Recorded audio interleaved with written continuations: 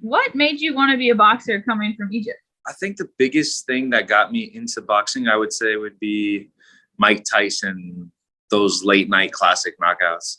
Uh, I grew up playing American football here and ice hockey, and boxing was the closest thing to a contact sport. So You've been boxing since you were young, right? Since you were 15, 16. Yeah, I saw that you had a pretty impressive amateur record with quite a few fights. It was good. I was hoping I could have gotten more, but you should just be thankful for what you have. So yes, thankfully it was good enough. I was able to get very good sparring with a lot of world champions growing up. I think that's what really helped me out a lot. I was really young and sparring a lot of world champions. I saw on your Instagram that looked like you were doing some sparring and training in Canelo's gym. Can you tell me more about that? Yeah, it was a good experience. We could say that they didn't want to keep it competitive, so I took it as a compliment. I was very flattered to know that I'm able to compete with the best fighter in my weight class of our generation. So it was a very honoring experience, and it'd probably be the last time I ever do something like that for a world champion, because I think it's time to put myself in their place. So you've also sparred with Jake Paul, am I correct? Yeah. Can you tell me a little bit more about that? I stopped Jake Paul without throwing a punch. So I was like, whoa, I'm a really good fighter. It's like, nah, calm down, man. You're not a good fighter. You're just a better fighter than this guy. But he's a good dude. He works hard. He has a big dream.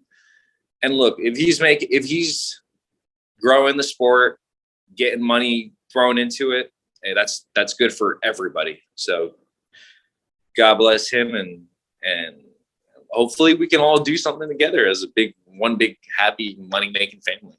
What do you think separates you from other fighters? My power, my work ethic, my good looks, and my charm. No, just kidding. It does. It's like a arrogant, humble person. No. I think honestly, what I've realized, what I want to make so different levels beyond anybody, is my intelligence. I think that's the number one key to being a good person, a good fighter, just to be smart. I truly have to be a smarter fighter than anyone to become champion at this level, because at this level, we all got power. We all got speed. We all work hard. We all talk shit. So it's really finding the holes, finding the cracks, and filling them in, and getting knockouts. Getting knockouts is the key in boxing. All right. Now you have moved into a few different weight classes in your professional career. Now, what would be your ideal weight class, and why do you feel like you have to keep moving up and down to find opponents? It's hard to find opponents. So I'm trying to find I want to become a world champion. The dream was to always become a multiple world champion. But I think, to be realistic, I have to set a specific goal, and that's to become a world champion. At what weight class? Any weight class at this point, from 168 to 201. If I could make 147, I would. But it's really to just get the opportunity that every fighter and every boxer or every athlete wants to achieve, is to become a world champion, to become a legend, to become the number one in their field, to become recognized as the best of what they do. Because I personally put in a lot of work, and I want my work to show. Like, I want to show people that I am a good boxer, that I can move in and out, that I can punch hard, that I have speed, that I can use combination punches, that I love the sport, that there's an IQ to this.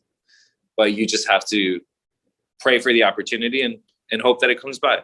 This particular fight has got two guys fighting with, close to 85 to 90% of their fights ending in knockouts. You're fighting a guy 16-1 with 14 KOs. Two guys like that in the ring. Now, we know from the video that you throw bombs. What's your prediction for this fight with two guys who knock out 90% of their opponents? it helps me out. It allows me to fight someone that's willing to throw punches. And I think those are the best kind of fights. It allows punches to land because it leaves both of us vulnerable to receive a punch. And that's what we're here to do, is give and take and eventually learn how to give without taking. So, and this is what it's about. It's about boxing. It's about knocking each other out. So I would love, it's nice to find someone to compete with, to exchange punches with, because it's only going to make me look better. It's only going to allow me to land a punch, versus when you have someone just trying to survive, it is no fun. You know, if I got a guy in there that really wants to fight me, okay, this is what we're here to do. This is what we get paid to do. This is why we train so hard, and let's get some rounds in. You got 43,000 Instagram followers. Al Banani, our resident in-house boxing expert, trainer, former trainer of champions, says that you're a big deal in Miami, that you're bringing a big crowd of people. Tell me about that. I was just telling my trainer that's been with me for a long time, to understand this boxing game is really to understand life. It's very difficult to understand. And the numerology behind boxing and the ratings and the rankings and the analytics, and to be where I am today, it is an absolute blessing. Even to be here with you guys, recently signed with Don King. I grew up seeing boxing as like, oh, that's Don King. He made legends. Oh, that's Mike Tyson. He knocks everybody out. That's Floyd Mayweather. He loves money. I only saw it as like boxing. You fight with red gloves, you knock people out, you become a champion, you change your life. I didn't understand what you have to go through also for a lot of these guys to be where they are.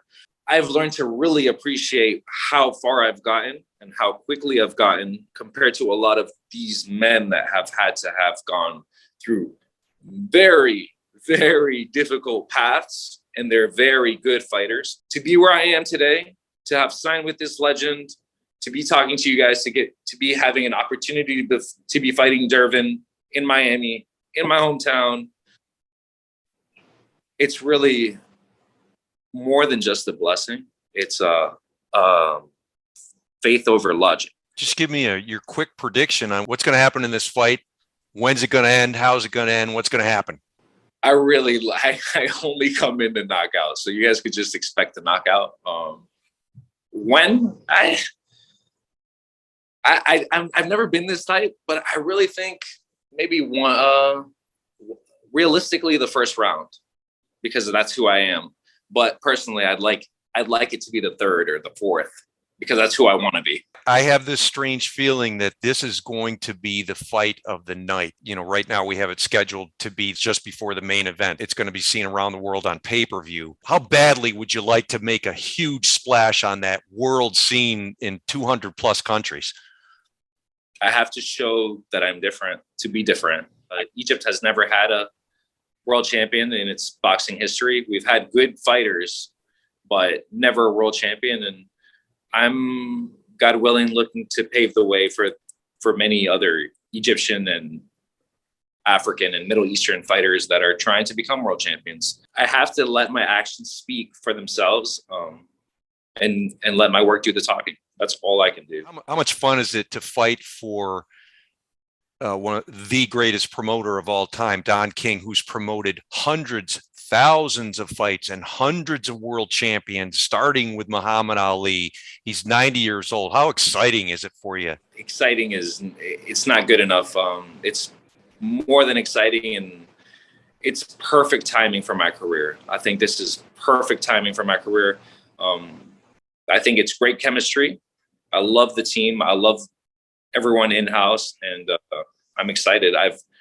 I signed with Al, and I was excited then, but I am telling you, dude, I have the best feeling about this. I don't know why, because we've all heard weird things about Don King and the umbrella, but I personally am excited.